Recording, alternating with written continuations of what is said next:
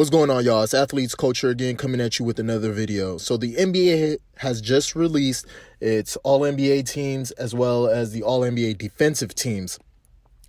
And honestly, I gotta say, this is probably one of the most tragic ones I've seen in a long time.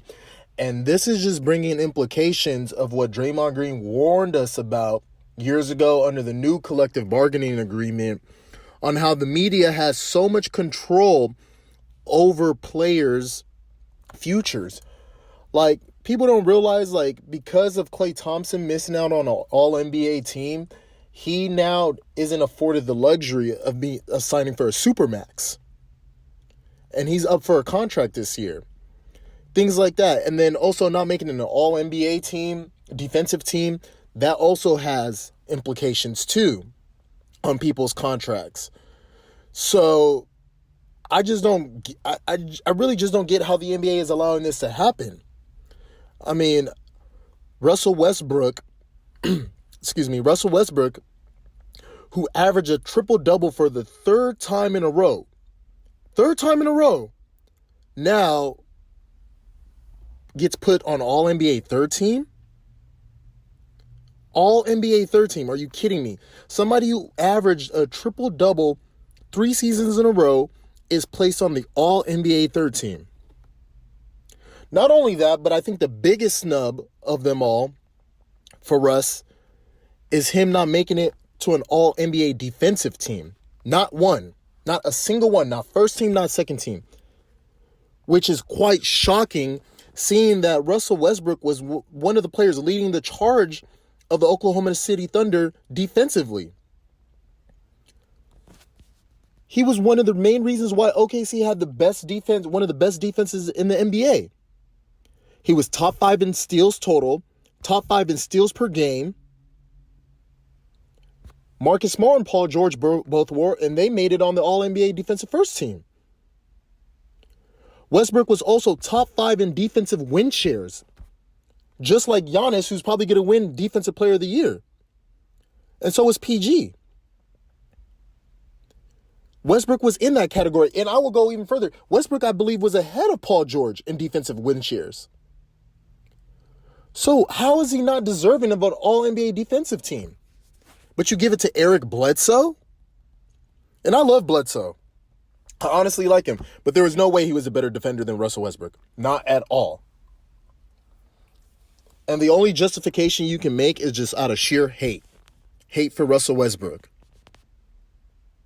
That's all they can say. And then when you look at these All-NBA teams, I mean, this is quite the shocker. I mean, I honestly don't see how you put Kyrie Irving ahead of somebody like a Russell Westbrook. That absolutely makes no sense at all. Or LeBron James falling down to third team. I get it. Honestly, the Lakers did not make the playoffs. I get that. But LeBron James is not an All-NBA third-team player. That doesn't make any sense at all.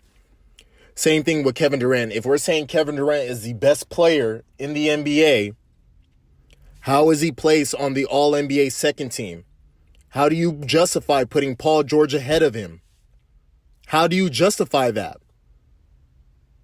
The same Paul George, who you're saying is the best player on OKC, couldn't even lead his team past the Portland Trailblazers. Don't blame Russ on this. This goes on Paul George. If you're saying Paul George is the best player, then he's a leader. He needs to be held to a greater standard. And you give him first team? So to me, this just goes to show that these All-NBA awards, or just all the NBA awards in general, are just a popularity contest. A sheer popularity contest. LeBron, I believe, in his 16th season is giving you 27, 8, and 8. That's not third-team players. That is not a third-team player at all. Russell Westbrook, for the third season in a row, averages a triple-double. That is not a third-team player. I mean, this is just a sheer through-and-through popularity contest. And the list goes on and on. I mean, Kemba Walker ahead of a Klay Thompson. How Rudy Gobert makes it on the All NBA third team. Like, are you kidding me? Rudy Gobert?